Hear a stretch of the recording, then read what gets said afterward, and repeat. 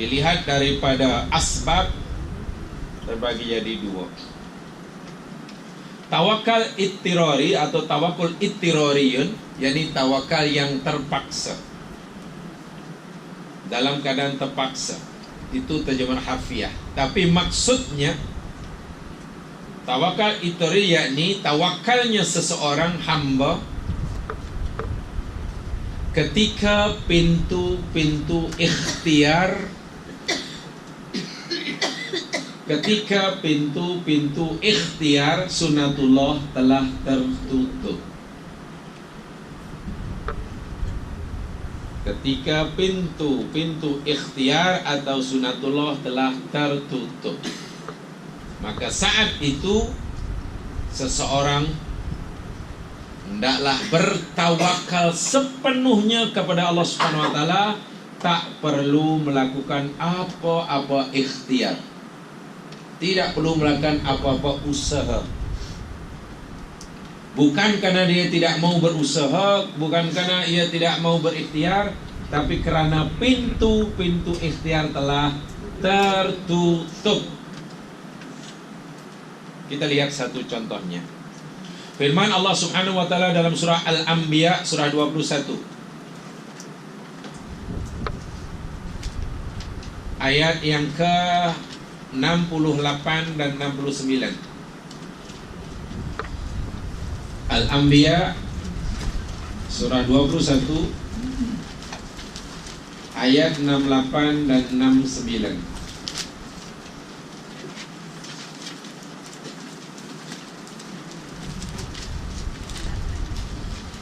Contoh Nabiullah Ibrahim alaihissalam.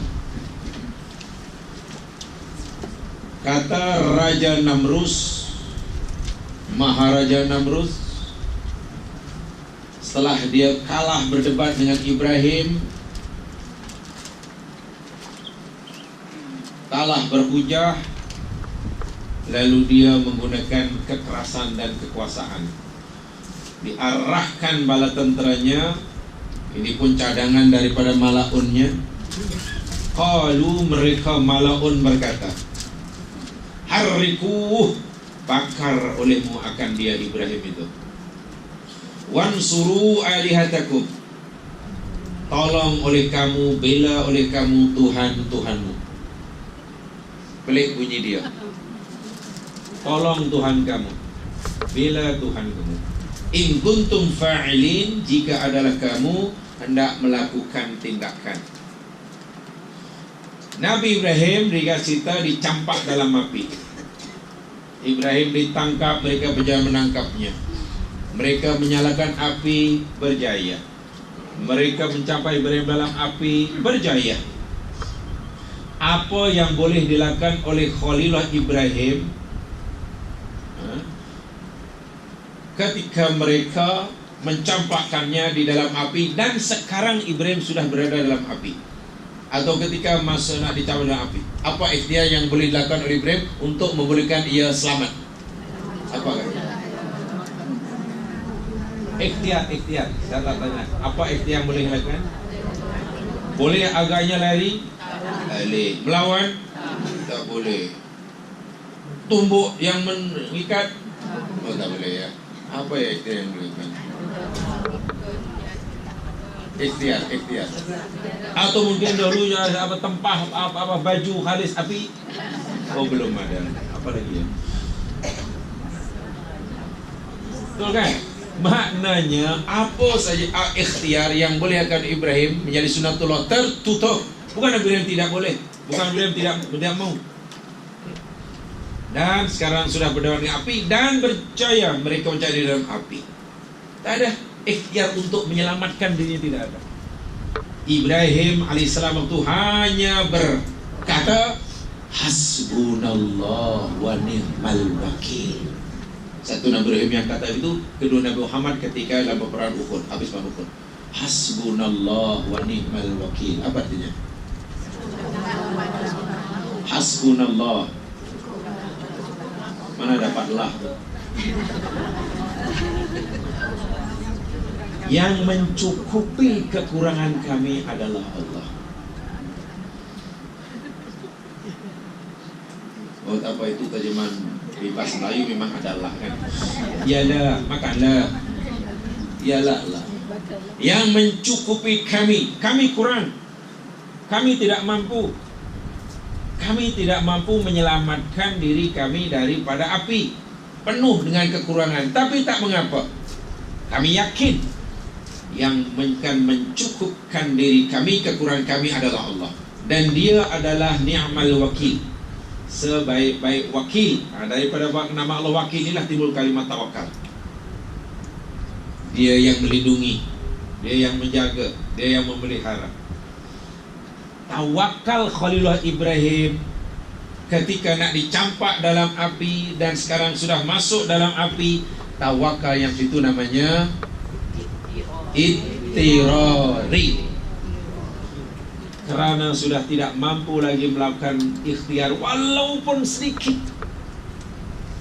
Nak lari tak boleh, nak menit tak boleh, sampai lagi nak pakai baju khalis api tak boleh. Apa ya? Dan akhirnya Allah sendiri yang menyelamatkannya. Masuk dalam api, kulna ya naru kuni bardan wassalaman ala Ibrahim. Tengok bekas kesan akibat daripada aplikasi daripada tawakul Ibrahim. Hasbunallah wa ni'mal wakil, yakni Allah perintahkan api jadi sejuk. Kuni bardan, wahai api jadilah kamu sejuk. Salaman, dan memberi kesejahteraan ala Ibrahim. Ini tawakul ittirari. Apa yang boleh dilakukan oleh Nabi Yunus alaihissalam ketika dalam perut ikan untuk menyelamatkan dirinya, tidak mati dalam perut ikan? Apa usaha yang boleh dilakukan oleh Nabi Yunus, ikhtiar bersihar sunatullah, untuk membolehkan dia keluar daripada perut ikan? Mungkin bergerak, berenang dalam perut, nak pergi ke mulut ikan, macam mana? Atau perut ikan itu ditumbuk-tumbuk supaya dia geli, nanti dimuntahkan. Macam mana? Apa ikhtiar yang boleh dilakukan? Bila seseorang berada dalam perut ikan dan dia ingin keluar, tak ada kan? Tidak ada, panggil orang pun tidak dengar. Apa yang boleh dilakukan? Maka dalam keadaan itu, ya janganlah nanti nak ikhtiar. Ikhtiar sudah tidak ada, sunatullah sudah tertutup. Serahkan, tafwid, serahkan segala urusan kepada Allah Subhanahu wa taala, dan yakin Allah akan husnu tadbirillah, yakin akan pentadbiran Allah yang sempurna.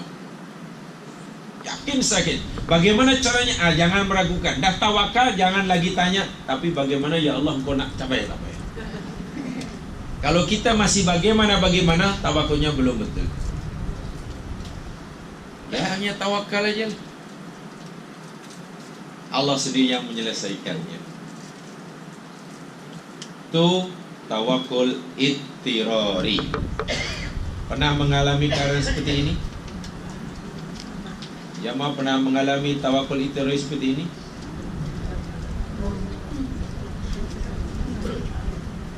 Pernah? Tak pernah? Belum pernah? Baik. Kalau itu yang kedua, tawakul ikhtiyari. Tawakul ikhtiyari yakni kita bertawakal, kita wajib bertawakal,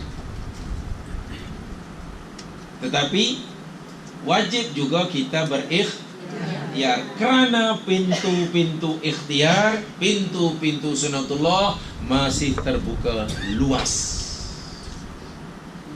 Masih terbuka luas. Ikhtiar masih ada, peluang masih ada. Sekecil apapun pintu ikhtiar, selagi masih ada, jangan diabaikan, jangan ditinggalkan. Lihat surah Al-Maidah ayat 23.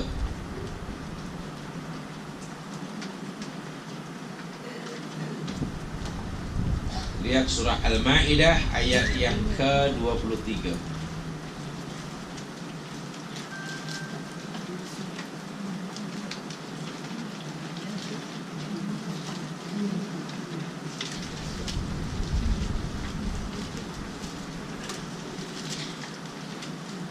A'udzu billahi minasyaitonir rajim. Al-Maidah 23. Qala rajulani minal ladzina yakhafuna an'ama Allahu 'alaihim. Berkatalah dua orang lelaki daripada pengikut Nabi Musa alaihissalam. Dipercayai yang seorang namanya Yusha bin Nun, yang seorang namanya Kalib. Ketika Bani Israel baru sahaja diselamatkan oleh Allah daripada pengejaran Fir'aun, Laut Merah dengan cara Masya Allah luar biasa, terbelah lautan. Ketika mereka disuruh memasuki Al-Ardul Muqaddasah, Bani Israel tidak mau kerana di sana ada saki bagi penjajah zalim. Bani Israel kata, kami tak akan masuk ke negeri itu wahai Musa selagi mereka masih ada di dalam.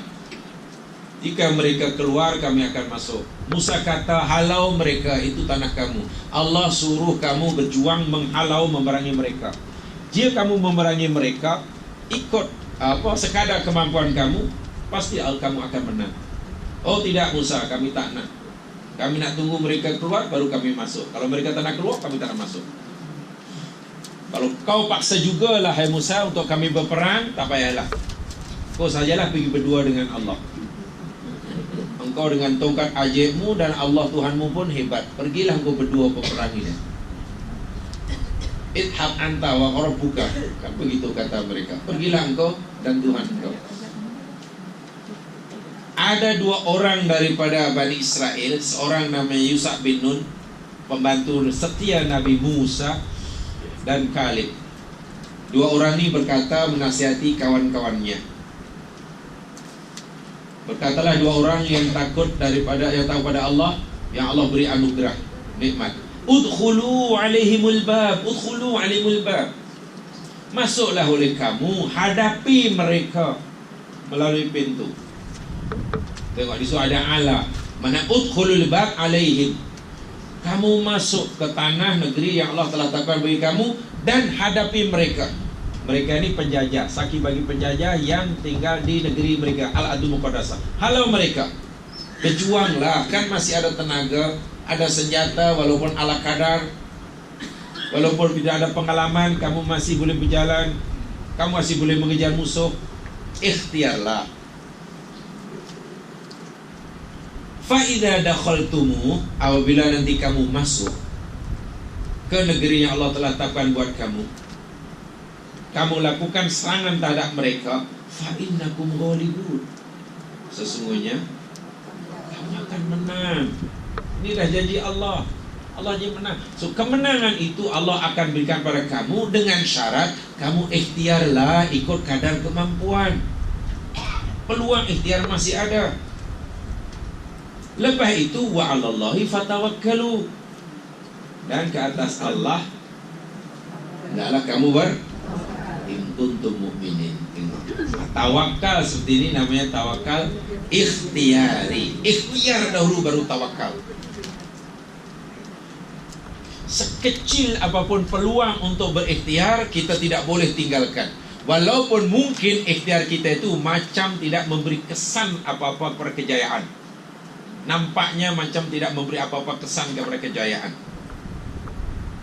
tetapi bila Allah suruh kita bertawakal, karena pintu ikhtiar belum tertutup sepenuhnya, kita wajib melakukannya. Saya bagi satu contoh. Peluang ikhtiar sebenarnya sangat kecil. Tenaga orang yang Allah wajibkan ikhtiar itu pun tidak seberapa, tapi karena dia masih boleh ikhtiar, masih ada peluang untuk ikhtiar, walaupun hanya sedikit dan kecil, yang nampaknya tidak memberi kesan pada kejayaannya nanti, tapi Allah wajibkan. Selebihnya Allah sendiri yang akan meneruskannya. Firman Allah Subhanahu wa ta'ala, lihat surah Maryam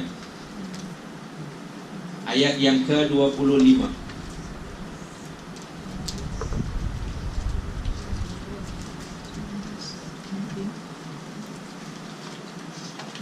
Saya fikir pengalaman Maryam alaihissalam ini luar biasa. Satu-satunya mengalami seperti ini. Daripada wanita, daripada perempuan seluruh dunia, sealam semesta, Maryam seoranglah yang mengalami seperti ini. Melahirkan anak tanpa ada suami, pasti akan menghadapi cercaan dan makian kaumnya. Melahirkan anak pula jauh daripada keramaian orang. Tidak ada dokter pakar, jangan dokter pakar, bidan pun tak ada. Seorang diri bersandarkan tiang pokok tamar. Hatinya sedih, takut, macam mana mempertahukan bila ditanya oleh kaumnya. Penat, letih, haus, dahaga, bermacam-macam. Dalam keadaan itu, Allah Subhanahu wa taala berfirman dalam ayat 25, wa huzzi ilaiki bijid'in nakhlah. Apa artinya? Goyangkan, goncangkan, gerakkan, gegarkan oleh engkau wahai Maryam pada engkau jid'in nakhlah itu.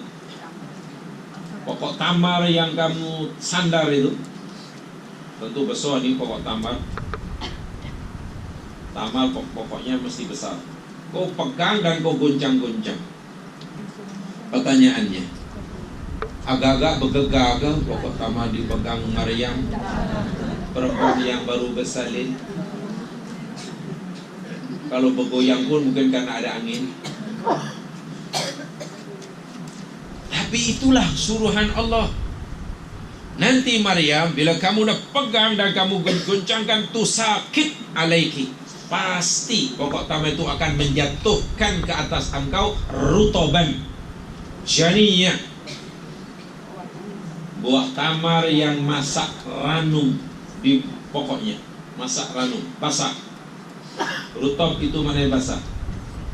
Janiyah itu masak di pokok, bukan masak di peram. Jadi masak di pokok dan masih basah, rutob. Kan ada tamar rutob itu, mana tamar basah lah. Jangan nak cari tamar rutob yang basah, ada tak payah. Ingat ada rutob kering agaknya. Saya nak cari tamar rutob yang basah. Apa ada tamar rutob yang kering? Tengok. Ya Mas, yang pertanyaan, coba.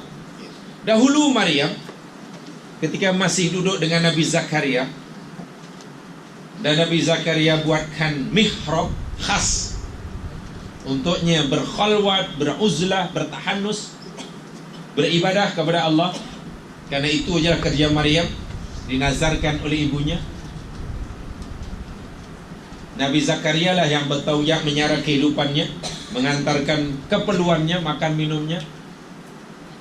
Dan tidak ada laluan ke bilik Maryam melainkan mesti melalui mihrab Zakaria.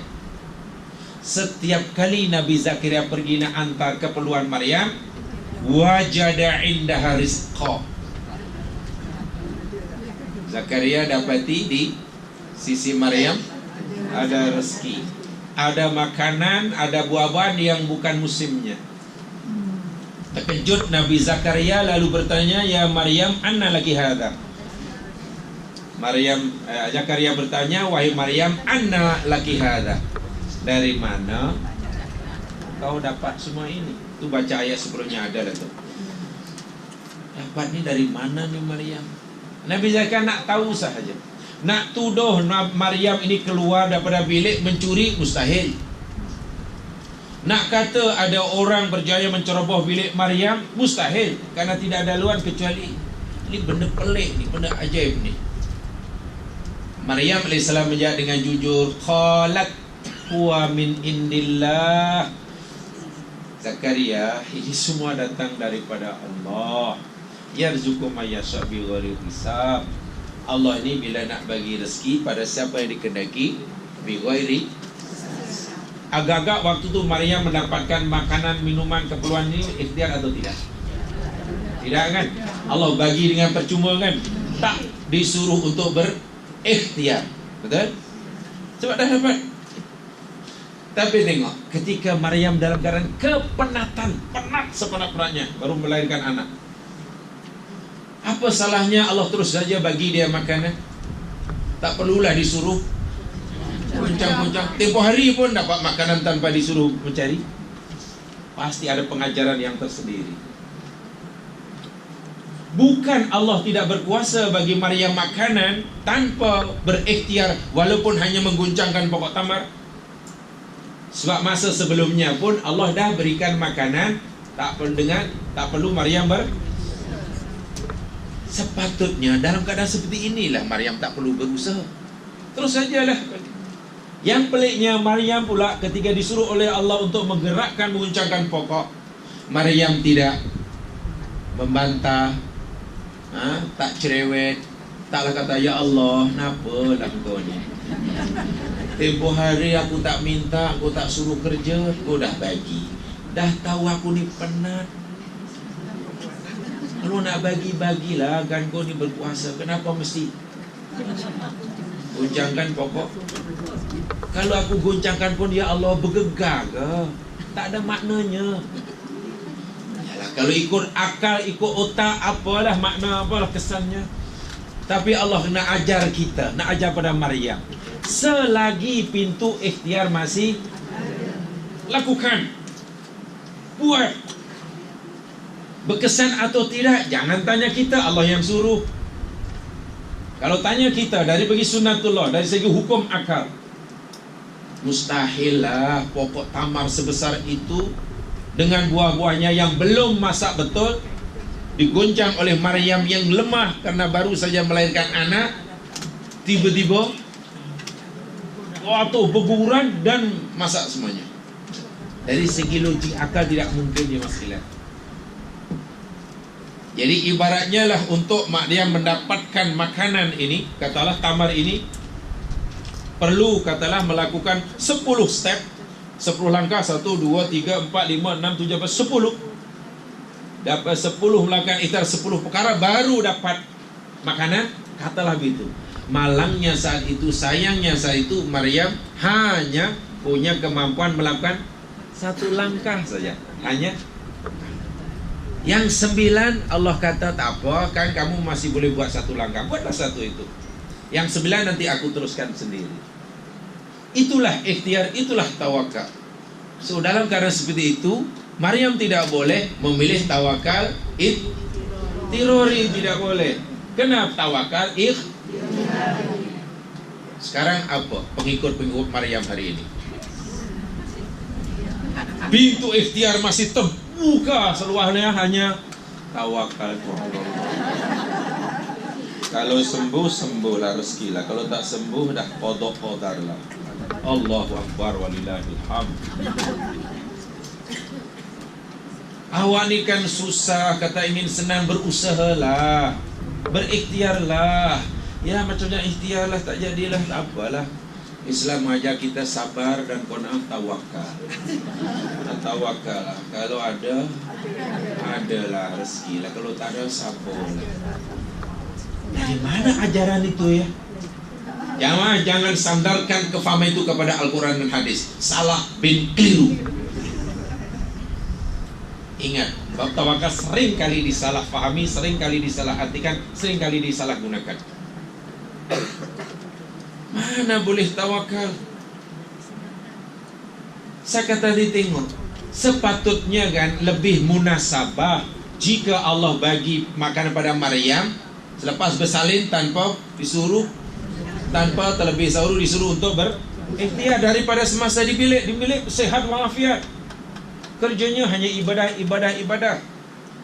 Kalaulah waktu tu Nabi Zakaria suruh Maryam, kalau nak makan ambil sendiri ya, kan senang. Maryam, kalau umpamanya nak minum, katalah makan, petik sendiri ya, kan senang. Dia masih muda, sehat walafiat. Tapi kenapa masa itu Allah malah bagi tanpa perlu ikhtiar? Sementara ketika Maryam lepas bersalin, penat. Allah nak bagi makanan, terlebih dahulu Allah suruh, mesti ada pengajaran yang luar biasa dari akidah, daripada akidah. Jadi benar, ikhtiar itu mungkin tidak memberi kesan kepada kejayaan kita, tetapi karena itu perintah Allah, Allah sendiri. Saya kata ini tadilah, katalah untuk Maryam berjaya mendapatkan tamar yang masak, mesti melakukan 10 perkara. 1, 2, 3, 4, 5. Kena tunggu masa tengah ini, kena nanti kena panjat, kena juluk, kena dan seterusnya lah. Tapi apakan daya, Maryam tidak punya ikhtiar, tak punya tenaga yang cukup untuk melakukan 10 perkara yang Allah tahukan. Hanya punya tenaga, peluang buat 1 saja. Walaupun hanya buat 1, buatlah. Dan itu yang Allah wajibkan. Apa macam mana ya Allah yang 9? Yang 9 itu aku yang uruskan. Ini tawakal, ini ikhtiar. Jadi jangan cepat-cepat menghentikan ikhtiar, terus bertawakal selagi pintu ikhtiar masih terbuka. Sesengah bukan masih terbuka, terenganga. Terbuka tu maknanya baru